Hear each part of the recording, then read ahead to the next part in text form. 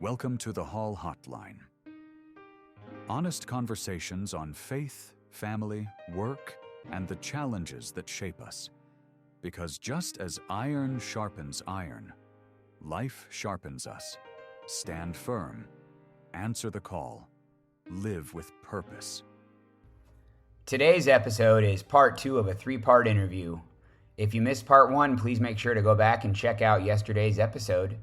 The full episode is available on YouTube to watch at one time. I hope you guys enjoy and stay tuned tomorrow for part 3. So, all right, I want to transition now to tattoos. How many tattoos do you have? Yes. Yes. All of them. I've got all the tattoos. I've got one on my leg, but the rest of my lower half is clear. Basically waist up, other than that, what used to be a Florida Gators F right there. Yeah. I know this Seminole, I'm gonna, whatever, but so we'll focus on the rest of them. Yeah, I'm waist up, I'm covered. Besides, I try to keep it professional, so the neckline and down to the waist, so, at least if I have to be professional at times, nobody's going to see a bunch of neck tattoos and behind the ear weird tattoos that people get. Yeah. So what was your very first one? Actually, it was right on the... Now that you said how they're weird, right? You're pointed to your head. To my back. Oh, okay. Like everybody does. And instead of getting the shoulder tattoo, I got right across the shoulder blades. And I got Brother of Metal tattooed across my shoulder blades. At 15 years old, I talked my parents into it.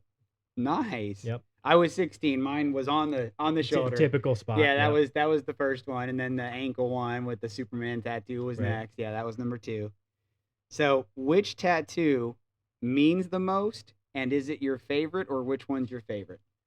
Oh, I mean, it's a hard question to answer because I've packed so much tattoo onto me. I mean, I have a cross tattoo over here, and it says "Death Before Dishonor," which I love because it's a loaded statement essentially. Oh yeah. I'm not going to kneel to nothing, only to God, right? Like, I'm not going to be dishonorable. I'm going to stand my ground, type of thing. But all of them have a meaning at a point in time in my life that I was going through, so I equivalated to I love all of them because it's like a season of life I was going through, and they all have their own story. Nice, man. So, want to give a shout out. I know a good friend of yours, dude that was in your wedding, happens to own a tattoo shop. So we got Bully's Tattoo here in DeBerry. So if any of you guys, sorry all you global guys, but anybody that's here in West Volusia County, give a shout out to our boy Bully for his tattoo shop. Yep, Steve. Yep. Yeah, that's a good buddy of yours, man. So, all right. So, last question about tattoos. Does Jasmine have any tattoos? Does she support your tattoo addiction, or does she just basically tolerate it? She has tattoos.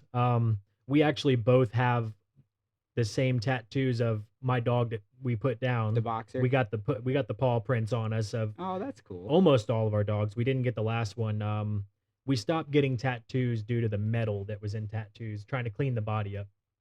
So he didn't plan this, but that is actually a perfect segue, as we call it in the biz, to the next segment here.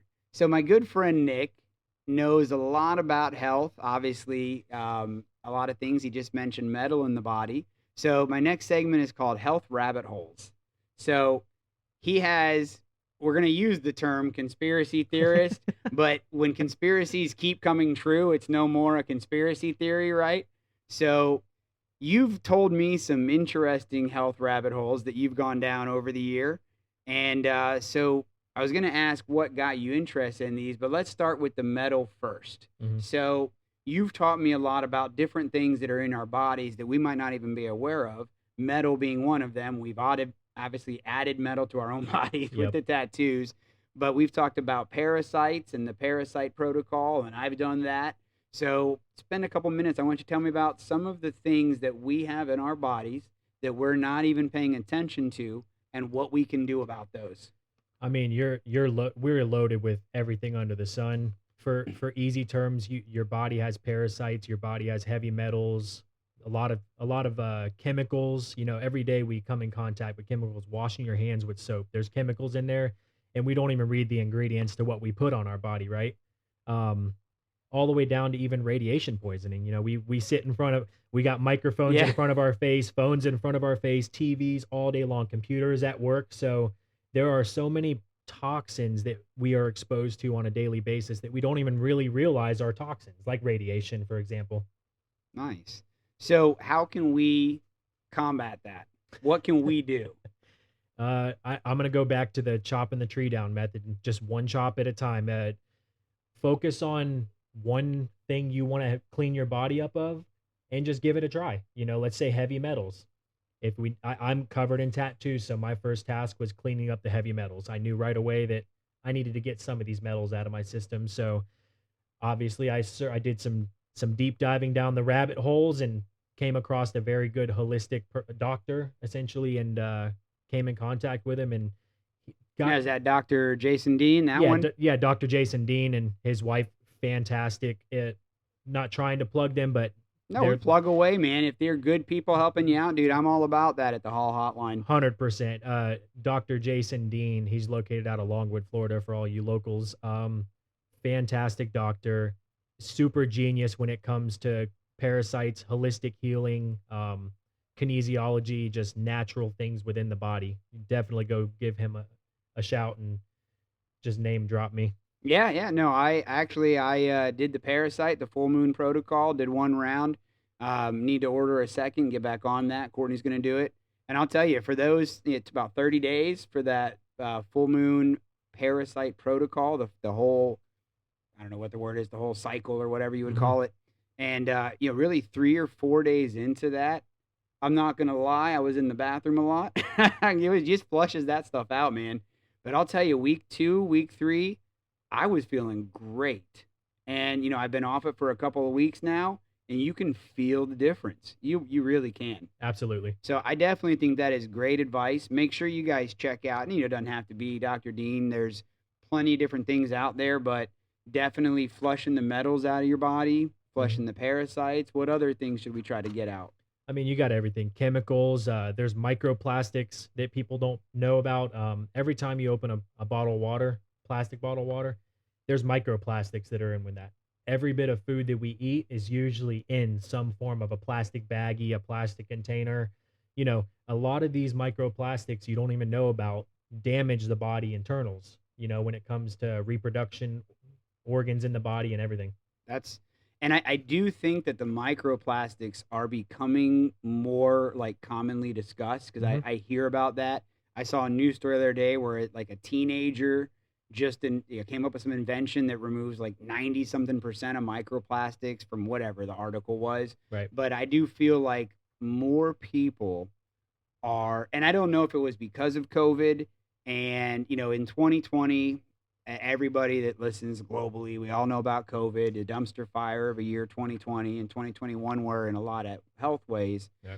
But I think there were positives that came out of COVID. And I think a lot of people are paying more attention to these types of things now, because there was a lot of people that, you hear the trust the science, you hear all the different, words and terminology and all those things. And I think people started to become more quizzical. So I think people started saying, okay, well, I trust science, but I want to learn more about what I'm putting my faith in. I want to learn more about the vaccines I'm putting in my body. Are there metal in the vaccines? Is there mercury in the vaccine? So a lot of people started taking their own health more seriously over the last 5 years. I think I've seen that. I mean, would you agree? Like, have you seen more emphasis on that, or am I just making that up? No, Could be possible. I think now, what are we, 4 years later? Yeah. Essentially 5 years later, I think people are starting to realize how important it is to ask the questions. I think that's the start of the battle, is instead of just taking or listening or trusting, you just got to ask the questions. When you start asking the right questions, you get the right answers. Yeah. No, I think that's right, man. If we never ask, we'll never know. So one of the things that I struggle with, how do you sift through the information and weed out what's good and bad? When you get conflicting piece of advice, if someone says, hey, this is good, and someone says this is bad, how do you research? I mean, are you you have a background in this and you know a lot more about this, but for somebody at home that's like, I want to do my own research. I want to know these ingredients. I mean, obviously Google and AI, but like, Mhm. where do you find information that's the strongest in your opinion? When it comes to, let's say, ingredients for foods, um, honestly, your best tool is to use nowadays AI, Google. It takes a couple minutes to just research one ingredient, right? Okay. Find out what that ingredient is, ask what it does to the human body when it's introduced to the human body, then ask even deeper questions. Who produces this ingredient? Where does it come from? Who is funding the business that is creating this ingredient essentially? And when you ask enough questions, you will eventually get to the root, what I like to call it, of wow, you find out that, you know, I'm not going to name drop companies and businesses, but Yeah. you'll find the guy behind the mask essentially, and then you start realizing some of these people aren't actually for your health, you know. Some So are, some are good, some some are trying to do the right thing, and then there are some people that it's, I always say money and power. yeah, People, they're doing it for money or they're doing it for power. yeah, Now, some are just righteous people and they're doing it, the guys that made a ton of money and they were doctors and surgeons and all that, and now they want to just give back, and they start these new things and they're just trying to educate and do the right thing to give back. But a lot of times it's big corporations, money, power, yeah. introducing something. So sorry for Mike. I know he's not a big fan of AI, but that's the answer we're going with on this one, Mr. Kane. I would say for anybody in here, just stick to organic foods, stick to whole foods, and just try and stay away from processed when it comes to a food standpoint. Anything Less processed, ingredients is yeah, better. yeah. If you look at an ingredients list, if it's a mile long, it's probably safe to say we probably shouldn't be touching it. But look for a small ingredients list, find a couple things that stand out to you, and then ask the questions. That's good. So my last question was going to be, what's one health habit everyone should consider? But I think that's the answer right there. Oh, Look at what 100%. you're putting in your body. Everything, ingredients to everything, and not just food. Watch the ingredients. Okay. That's good. That's good. All right. So next, we're going to talk about something that I know we both like, motorcycles. So, what type of motorcycle? What was your very first one? And I know the answer to this Yeah, already. I just shared that. I had a Kawasaki, an '84 Kawasaki LTD 500, and it was a junk box. Is what Oh, it yeah. was. Leaked oil, Yeah, I think we both paid the same for our first. $300. Yeah, I paid Yeah, $350 for my. I had a '79 Kawasaki 650 Roadhawk, right. and that was my first motorcycle. And so many years ago for that. So what are you driving now? I have a 2016 Harley Davidson Street Bob. Nice, Yeah. nice. And I know our other pump bro Nick. He's got a Harley as well, but he likes riding yours a little better, and I don't think he's giving it back to you for that reason. Yeah, I'm fine with it. I've had plenty and had my fun. So what got you into motorcycles? And how long ago was that you bought that '84 Kawasaki? I think I was 15 turning 16. Oh, right, when you got your tattoos. Yeah, Okay, yeah, gotcha. I turned into that guy. Yeah, you were that guy? Yeah, yeah. Yeah. Said to be cool, I have to have a motorcycle and tattoos and drink black coffee. I wasn't on the coffee yet, though. Hey, I drink my coffee. Actually, it was funny on the way after the gym. So we did a little early morning gym sesh, and then on the way here, so that's why we're in the workout clothes. I was talking to one of the guys in my office, a newer agent, Christian, real nice guy, and he's doing an open house for me today at the Deltona pool home that you know about. And so he was like, "Hey, man, I'm at Starbucks." When I called him, he's like, "Hey, I just got to order real quick," and he's like, "Hold on," and then he orders the most like frou-frou sounding thing I've ever. I'll take this with 3 pumps of that and a bunch of words I didn't even know. Like I Right. don't speak Starbucks. Yep. And I was like, dude, you know what's easier to order? Black coffee. Uh-huh. Maybe a splash of milk if you feel crazy today. Yep. It's like that's what I'm like, give me a large black coffee. Is that a venti? Is that a grande? I don't know. Just give me the large cup and pour some of that black, Texas tea and Yep. put that in there for me. So, I started drinking black coffee because of Harley Davidsons. yeah. I had a guy at work tell me, "You drive a Harley and you don't drink black coffee?" It doesn't sound like a man to me. And from that day forward, I would put down black coffee out of spite. Oh my goodness. And then I learned to like it. Yeah, Mm. it's definitely an acquired taste. Yeah. I'm not gonna lie, but actually, fun little fact. You probably already know this, but I recently knew it, and I never thought about it. But once you know it, it's pretty obvious. So our buddy Mike, he was telling me he knows that I have, as you guys know, he calls me as my weak tummy. I won't Yep. say the other word, but yeah. So I've got some tummy issues, and acid's a problem for me, and I don't drink coffee right now. I've been doing more like black tea, trying to be less acidic. And he said, just do a little pinch of baking soda in your coffee, neutralizes the acid. So I did. I went on AI, much to his chagrin, and I was like, "Is Mike telling the truth? Like, is this a real thing or not?" And sure enough, he was right. Right. And you just need a little pinch.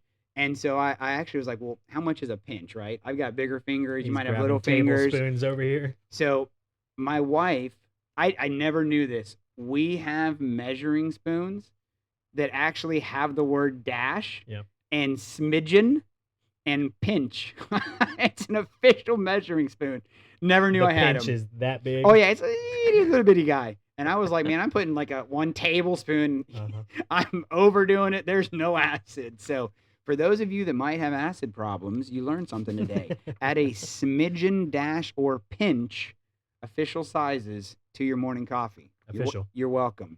So tell me your favorite motorcycle ride you've ever been on.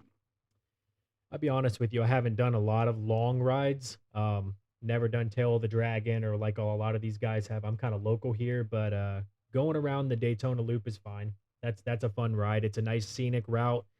Take you about from where we are about an hour and a half to get down there and loop around and come back. But Now you loop around like the Daytona Speedway track, or what are you talking about? It's like it's just there's a along the water by the beach kind of thing? You take a trip down US 1 or A1A, what they call it. A1A, Beachfront Avenue. And there's a little cutoff road that'll take you kind of in a scenic Daytona area, and it's a lot of turns, some water. You got some good nature along the way, and you would never see it in Daytona unless you Nice. Googled it. It's a nice, good cruise. Okay.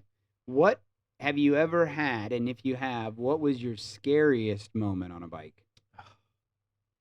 I'll be honest. I don't even want to say the words. Okay. I've never had. All right, we're gonna knock on some wood real quick. Yeah. All right, let's knock on some wood. I've never had those kind of mishaps that a lot of people do when they ride bikes. However, That's good. However, when I was younger, I used to drink a lot, and I would be drinking and doing stupid things like beer runs on bikes, and I don't have any way to carry beer on a bike other than on my lap. So I've done some stupid things when it comes to riding motorcycles and being around people and Mr. Show Off, No, we've all done stupid stuff. That's that's called your 20s. That's when you do your stupid stuff. Yep. So, if money was no issue, what would be your dream bike? I just want my old bike back. Really, the Kawasaki? No. Oh, I had a 2005 Heritage Softail. It was a cholo bike, lowered, fishtails out the back, ape hangers. It was the one bike that I actually had a paint job on, and I spent every waking second thinking about this bike, and then finally created it. And I got rid of it for, just no reason whatsoever. I think now it just you look happened. back on that. And I look back and I wish I still had that bike, because it was a season of my life that I didn't really go out and do things, but I had all the time in the world to build it. So do you think that you miss the bike more or that season in your life more? We're going deep on the hotline today. I'll be honest, the season wasn't very great because that was right around COVID time, actually. Oh, okay. I had time out of work. I had finances to do it, and I was just all that free time in the garage not working. The season wasn't great, but the bike itself, I mean. Okay. I think a lot of times, and probably for you the same way, but we will attach memories to things, and we will think it's the item, but it's really the time. Right. And so we'll think back and I'll look, oh man, I really I miss I had a huge, decked out F-150, full size, or crew cab, King Crew, whatever it was called, right? I loved that truck, big black truck. But I look back, I don't really think I loved the truck. I loved that the age my girls were and the memories we had in that truck. Right. We took a family road trip in that truck. We went up to all the way to Virginia and DC and Pennsylvania. And the girls were probably, let's see, it was 2017 before Tyler. So they were 5 and 7. I mean, those are great ages. And we just had this road trip and we played, dude, we must have played the Lego Batman movie. That was when it came out. And we had it on the little iPad and I had it on the back seat, one of those things. I never saw the movie, but I listened to it about 37 times. So you can So recite I the can whole recite the clowns. No, snakes. No, snake clowns. Oh, Alfred, why'd you put that fear in my head? Now I'm thinking about snake clown. I could say that whole movie back to front. So, but no, that's a good one. But all right, so we've talked about a lot of good stuff: motorcycles, tattoos, health, bodybuilding, your wife. Now, what we talked about earlier, a little teaser. Now we'll transition into the meat and potatoes here. I want to talk about faith. I want to talk about your faith journey. Now, when you were a kid. Well, thank you for listening today. I hope you've enjoyed part 2 of our 3-part interview. Please make sure to stick around tomorrow and check out the 3rd part. And as I mentioned earlier, the full video episode is available on YouTube now. Go check it out. Thank you for spending time with us today. If this conversation inspired, encouraged, or challenged you, share it with someone who loves Jesus and someone who doesn't yet. If you've enjoyed the show, please take a moment to leave us a 5-star review. Remember, stand firm in the truth and answer the phone when God calls.